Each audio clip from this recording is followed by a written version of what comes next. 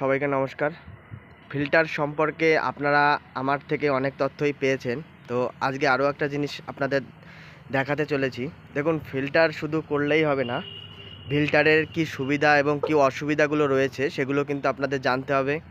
এবং প্রথমত অবস্থায় ফিল্টার করার পরে পরবর্তীকালে কি কি অসুবিধার সম্মুখীন হতে পারেন সেগুলো সম্পর্কে আইডিয়া রাখা কিন্তু সম্পূর্ণ এটা কিন্তু ভালো আইডিয়া রাখাটা। তো এখানে কাঠকয়লা আছে, ওখানে পাথর আছে, ওখানে বালি আছে। তো মনে করুন আপনি পাথর, বালি এবং কাঠকয়লার সাহায্যে ওয়াটার ফিল্টারটা করছেন। ওয়াটার ফিল্টারটা করার পরে কি অসুবিধাটা হয়? প্রথমত হচ্ছে জলের প্রেশার দেখুন কিছু পরিমাণে কিন্তু কমবে সিঙ্গেল ট্যাঙ্কির ক্ষেত্রে। আপনি যদি দুটো ট্যাঙ্কি করতে পারেন, যেমন একটা এই যে উঁচুতে ট্যাঙ্ক আছে, এই জায়গাটায় যদি নিচুতে যদি আরও এটা যদি আরেকটু উঁচুতে থাকতো তাহলে এখানে কিন্তু নিচুতে আরও একটা ট্যাঙ্ক 500 লিটারে বসানো যেত। তো দুটো ট্যাঙ্কির সিস্টেমে কিন্তু জলের প্রেশার কখনোই মার খায় না। জলের প্রেশার যেরকম আছে আপনি সেরকমই পাবেন। আর সিঙ্গেল ট্যাঙ্কির ক্ষেত্রেও কিন্তু জলের প্রেশার কমে না। আপনারা কিন্তু এটা ভালো করে বুঝবেন কেন কমে না। দেখুন, ডবল ট্যাঙ্কির ক্ষেত্রে পরিষ্কার করতে হয় 6 মাস পর পর। সিঙ্গেল ট্যাঙ্কির ক্ষেত্রে পরিষ্কার করতে হবে আপনাকে 1 মাস কিংবা 1.5 মাস পর পর। যেরকম জলটা ইউজ করবেন, অনেকে 3 মাস পরেও পরিষ্কার কিন্তু করে। জল যেমন ইউজ করবেন পরিষ্কার কিন্তু আপনাকে সেরকমই করতে হবে। পার ডে 1 ট্যাঙ্কি জল ইউজ করলে আপনি কম করে আপনার 2 মাস নিশ্চিন্তে থাকতে পারবেন। 2 মাসের মধ্যে জলের স্পিডের উপর কোনো পার্থক্য পড়বে না। যখন আপনার 2 মাস আপ হয়ে যাবে তারপরে থেকে কিন্তু জলের প্রেশার কমবে। তার কারণ হচ্ছে যখন আপনি বালি পাথরের সাহায্যে ফিল্টারটা করছেন, প্রথমে পাথর, তার মিডিলে কয়লা এবং তারপরে কিন্তু বালিটা যায়। তো মেইন আয়রনটা কিন্তু বালির উপরে জমে। দীর্ঘদিন যাবৎ যখন বালির উপরে আয়রনটা জমতে থাকে তারপরে কিন্তু ওখানে একটা স্বেচ্ছেতে বা সুন্দর একটা তেল তেল ভাব একটা জায়গা তৈরি হয় ভিতরটায় আয়রনের জন্য। তখন কিন্তু আপনার জলটাকে পাসিং করতে ঠিকঠাক করে দেয় না। তো এইটা যদি আপনি তখন পরিষ্কার করে দেন তখন কিন্তু আপনার পুনরায় যে স্পিডটা আগে পেতেন তো সেই স্পিড কিন্তু আবার পুনরায় পাবেন। তো একটাই অসুবিধা, আর সুবিধার তো কোনো শেষ নেই।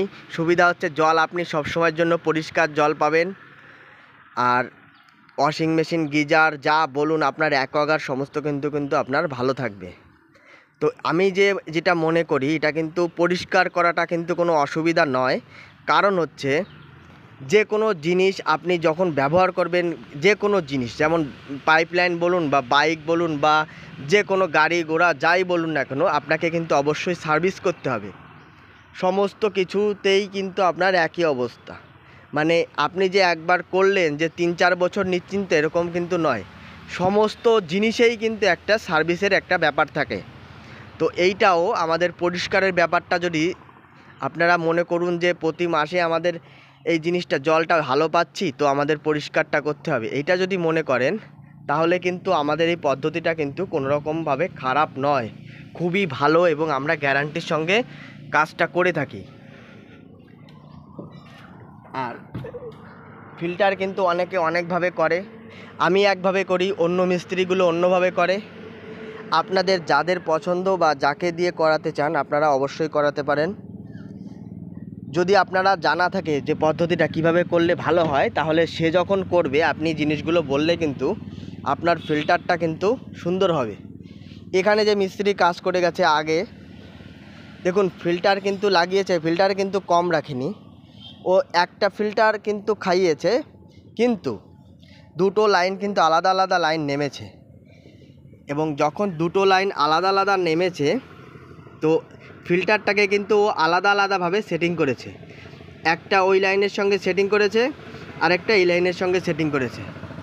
আর ব্যাকওয়াশের লাইন কিন্তু করেছে ওই একটার সঙ্গে, এটার সঙ্গে কিন্তু কোনো রকমভাবে প্লাস করেনি এবং ভিতরে কিন্তু এল খাইয়েছিল, এরকম দুখানা এল খাইয়ে ভিতরে কিন্তু এই ফিল্টারটাকে সেটিং করা ছিল। তো যাই হোক, আপনি এই পদ্ধতিতেও করতে পারেন, কিন্তু যদি দুটো ব্যাকওয়াশের সিস্টেম থাকতো, যদি এইটাও যদি একটা ব্যাকওয়াশ করতো তাহলে কিন্তু ফিল্টারটা জাম হতো না। দেখুন ও কিন্তু ব্যাকওয়াশ করেছে, একটাতেই ব্যাকওয়াশ কিন্তু করেছে। এইটা হচ্ছে ব্যাকওয়াশের লাইন, এই যে লাইনটা ঢুকছে, এটা আপনার সবসময়ের জন্য লক থাকবে। যখন আপনি পরিষ্কার করবেন তখনই মাত্র এটা খোলা হবে। যেহেতু আগে ফিল্টার করে গেছে, ফিল্টারে কিন্তু সমস্যা ছিল, জলটা নিচে ঠিকঠাক করে পাচিং হতো না, এন্ডটা ঠিকঠাক পরিষ্কার করতো না। যে কাজ করে গেছে সে কিন্তু বলেনি যে আপনাকে এরকম করতে হবে। অনেকে ভাবে কি আমি আজকে কাজটা করে গেলাম তো কোনো ব্যাপার নাই, একবার কাজ করেই আমার শেষ, একবারেই পার্টির বাড়ি থেকে টাকাটা নিয়ে যাব, আর আমার ওই পার্টির কোনো প্রয়োজন নেই।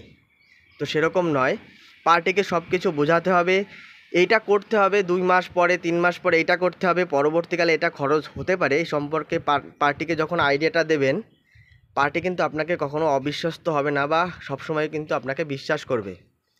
এখানে কিন্তু যে অসুবিধাটা করেছে ওরা কিন্তু বলে যায়নি পার্টিকে যেরকম পরিষ্কার করতে হবে, এই করতে হবে, কিন্তু বলেনি। ব্যাকওয়াশ করেছে, ও একটাতেই ব্যাকওয়াশের লাইনটা করেছে, দেখতেই পাচ্ছেন। এই দিক দিয়ে যে লাইনটা বেরিয়েছিল এই লাইনে কিন্তু কোনো রকমভাবে কোনো ব্যাকওয়াশ করেনি, যার দরুন কী হচ্ছে, এই একতলার লাইনটা কিন্তু সম্পূর্ণরূপে জ্যাম হয়ে গেছে। ফিল্টার আপনারা দেখেছেন ফিল্টারের কি অবস্থা, আর বালির পরিমাণও কম দিয়েছে। মেইন কিন্তু বালির সাহায্যেই কিন্তু মেইন ফিল্টারটা হয়। তো আমরা এখন ভিতরে ক্রস টির সাহায্যে আমরা কিন্তু ফিল্টারগুলো দুটো কানেকশানকেই আমরা এক করে দেব।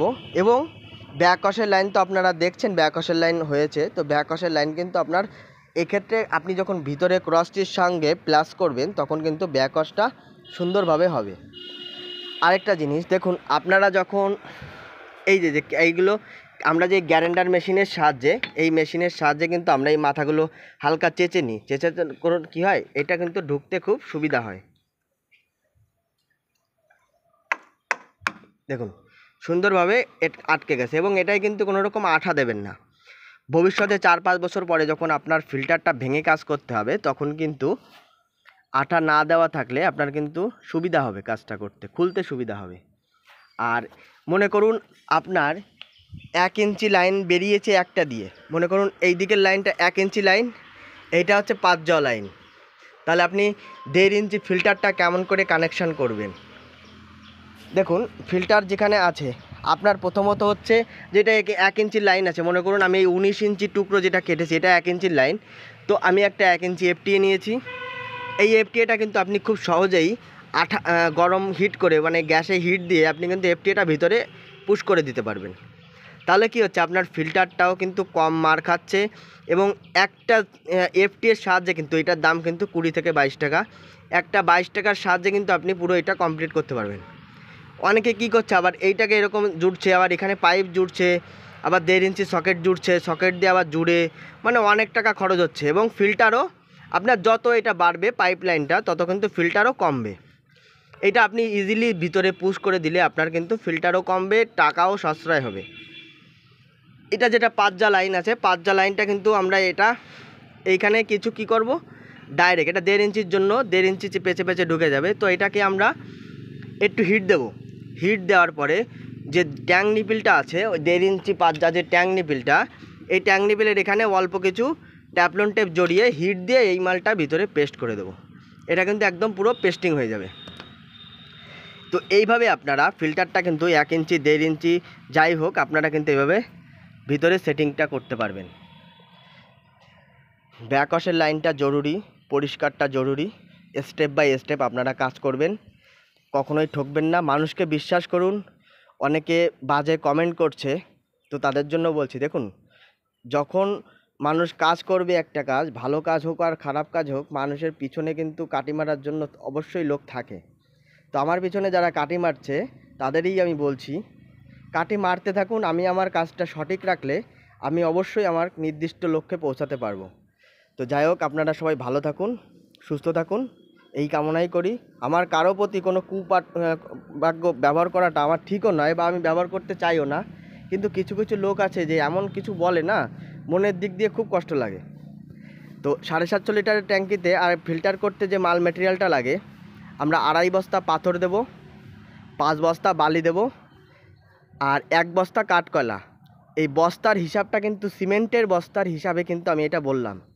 যেমন টিন যদি বলেন তাহলে আপনার 5 টিন পাথর, 10 টিন বালি, 2 টিন কাঠকয়লা। প্রথমে আপনি পাথরটা দেবেন, তারপরে সিঙ্গেল ট্যাঙ্কির ক্ষেত্রে একটাই নেট ইউজ করবেন।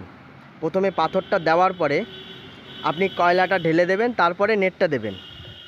নেটটা দিয়ে দেওয়ার পরে আপনি সুন্দর করে ব্লক করে তারপরে কিন্তু বালিটা দেবেন। ডবল ট্যাঙ্কির ক্ষেত্রে 2টো নেট দেবেন।